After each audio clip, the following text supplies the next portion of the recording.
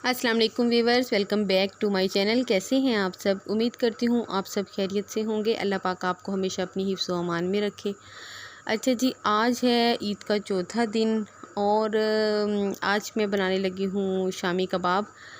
तो वो इसलिए कि 3 दिन घर में गेस्ट थे, लाहौर से गेस्ट आए हुए थे, तो मैं बहुत ज़्यादा बिज़ी थी क्योंकि मैं अकेली होती हूँ।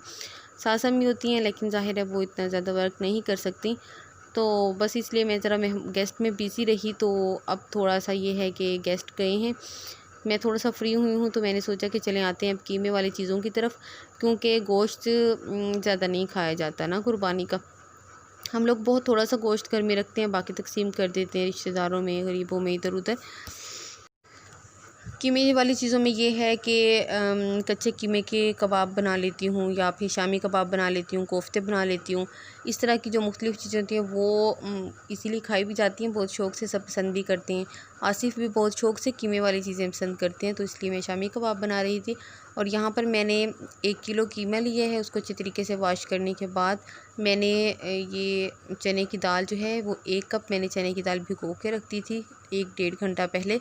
अच्छे तरीके से भीग गई थी ये, और उसके बाद मैंने ये तमाम चीज़ें, एक प्याज मैंने इसके अंदर, छोटी सी प्याज मैंने इसके अंदर डाली है, टमाटर, सब्ज़ मिर्चें और बाकी जो खुश्क मसाला जाते हैं वो तमाम मैं इसके अंदर डाल के रख दूँगी। और उसके बाद जो है मैं इसको स्टीम दे दूँगी। तो ये है कि देगची के अंदर भी आप इसको बना सकते हैं, लेकिन उसमें थोड़ा टाइम ज़्यादा लगता है, इसलिए कुकर में ज़रा इजी रहते हैं। तो ये है कि कुकर में ज़रा जल्दी बन जाते हैं, कीमा जल्दी गल जाता है और बहुत अच्छे तरीके से गल जाता है, क्योंकि शामी कबाब के लिए हमें बहुत अच्छे से गला हुआ कीमा चाहिए होता है। तो कुकर में बनाना बेस्ट है। आप लोगों ने भी अगर बनाना हो तो बेस्ट यही है कि आप कुकर में ही बनाएं। और फिर दूसरी बात यह है कि चने की दाल देगची के अंदर बहुत देर से गलती है, कुकर के अंदर यह है कि ज़रा जल्दी ये दोनों चीज़ें गल जाती हैं और बहुत अच्छे तरीके से शामी कबाब की जो चीज़ें हैं वो इसके अंदर तैयार हो जाती हैं। हम लोगों ने फ़र्स्ट डे में तो ज़ाहिर है गोश्त ही बनता है सबके घरों में, और सेकंड डे हम लोगों ने बनाई थी पुलाव, और थर्ड डे ये था कि हम लोगों की दावत थी मामू की तरफ, तो सारी फैमिली वहाँ पर गई हुई थी। अब यह है कि फोर्थ डे है आज, तो आज मैंने सोचा कि चलिए आज मैं शामी कबाब बना लेती हूँ।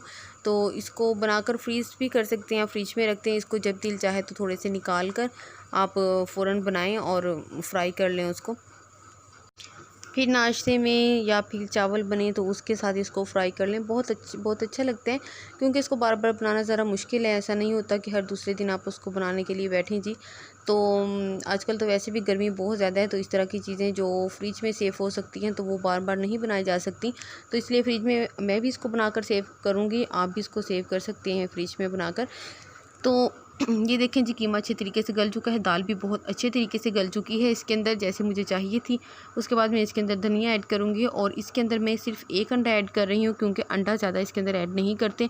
वो इसलिए नहीं करते क्योंकि ये फिर जो शामी कबाब हैं ये बहुत ज़्यादा सख्त हो जाते हैं, इतने ज़्यादा सख्त हो जाते हैं कि फिर वो अच्छे भी नहीं लगते, इसलिए 1 किलो कीमे के अंदर 1 अंडा इनफ होता है।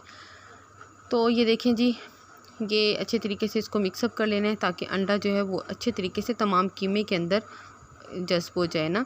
तो उस नमक मिर्च की जितनी क्वांटिटी मैंने आप लोगों के सामने डाली है वो इसके अंदर इनफ थी, मुझे ज़्यादा ज़रूरत नहीं थी, क्योंकि इसके अंदर मिर्चें और नमक बिल्कुल सही था जितनी क्वांटिटी मैंने आप लोगों के सामने इसके अंदर ऐड की है। अगर आप लोग इतने ही कीमे की शामी बनाने लगे हैं तो ये इनफ है, ये क्वान्टिटी आप इतनी ही ऐड कर सकते हैं। चलें जी, अब ये इसको मैंने ठंडा होने के लिए रख दूँगी। ठंडा होने के बाद फिर मैं इसको टिक्कियाँ इसकी बनाना शुरू करूँगी। ठंडा हो चुका है कीमा, और उसके बाद हाँ जी, एक चीज़ और मैंने की थी कि ये जब कीमा रेडी हो गया था तो मैंने इसको चॉपर के अंदर डालकर चॉप कर लिया था, ताकि ये मज़ीद जो है अच्छे तरीके से बारीक हो जाए और शामी टिक्कियाँ जो हैं वो टूटे ना। तो इस तरीके से बस मैं इसकी टिक्कियाँ बना लूँगी। अभी चूँकि रात का टाइम है, और रात टाइम में बस मैं थी घर में, हस्बैंड थे और बच्चे थे। बच्चे तो ज़ाहिर है बहुत थोड़ा सा ही खाते हैं, मैं और हस्बैंड थे, इसलिए बस मैंने 5 शामी बनाए थे और वो फ्राई किए थे, और बाकी का जो मसाला था वो मैंने फ्रीज़ करके फ्रिज में रख दिया था। सॉरी, फ्रीज़ नहीं करना, फ्रिज में रख दिया था मैंने इसको, क्योंकि अगर आप इसको फ्रीज़ करेंगे और बाहर निकालेंगे तो ये पानी छोड़ देगा, और फिर जब आप इसको फ्राई करने लगेंगे तो आपको बहुत मुश्किल होगी, क्योंकि कीमा बहुत ज़्यादा पतला हो चुका होगा ये। तो बस ये 5 अभी के लिए इनफ थी रात के लिए, रात के खाने में मैं ये कर रही थी साथ। और साथ में मैं बना रही थी यहाँ पर सालन मैं बना रही थी आलू अंडे का। और उसके साथ साथ जो मैं काम कर रही थी वो मैं बर्तन भी वॉश कर रही थी, क्योंकि ये है कि बच्चे अभी रूम में बैठे हुए थे आसिफ़ के पास। मैं उनको बिठा कर आई थी कि आप ज़रा इनको पकड़ें और मैं जल्दी से अपने काम कंप्लीट कर लेती हूँ। वरना बच्चों का ये होता है कि मैं किचन में हूँ तो वो किचन में है, मैं बाहर हूँ तो वो भी बाहर हैं। गर्मी में ही मेरे साथ साथ घूमते फिरते रहते हैं। तो अभी मैं उनको बिठा कर आई थी AC ऑन करके कि आप इनको यहाँ बिठाएँ। तो मैं बस आती हूँ, अभी खाना बनाना है और शामी मैं फ्राई करके भी आती हूँ। अच्छा जी, सालन आलू में डाल चुकी हूँ। इसके अंदर आलू हमारे घर इस तरीके से खाते हैं कि बिल्कुल मैश हुए खाते हैं आलू अंडे। इससे ये होता है कि शोरबा गाढ़ा हो जाता है, आलू अच्छे तरीके से मैश हो चुके होते हैं इसके अंदर। तो जब तक सालन रेडी होता है, साथ मैंने बर्तन भी कंप्लीट कर लिए हैं, बर्तनों से मैं फ्री हो चुकी हूँ। साथ साथ ही बस इसका पानी खुश्क होता रहता है, ये मैं साइड पे रखती रहती हूँ और साथ ही मैं इनको लगाती रहती हूँ।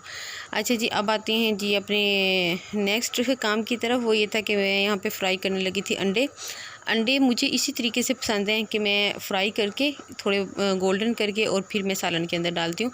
इस तरीके से बहुत मज़े के लगते हैं। बास लोग हैं वो जो अंडे ये इसी तरीके से रहने देते हैं, यानी बॉयल अंडे ही डालते हैं सालन के अंदर। तो मुझे उस तरीके से पसंद नहीं है, मुझे फ़्राई पसंद है। अगर आप लोग भी बॉयल करके डालते हैं तो इस तरीके से फ़्राई करके आप ज़रूर ट्राई कीजिएगा, इसका टेस्ट बिल्कुल चेंज हो जाता है और बहुत मज़े के भी लगते हैं ये।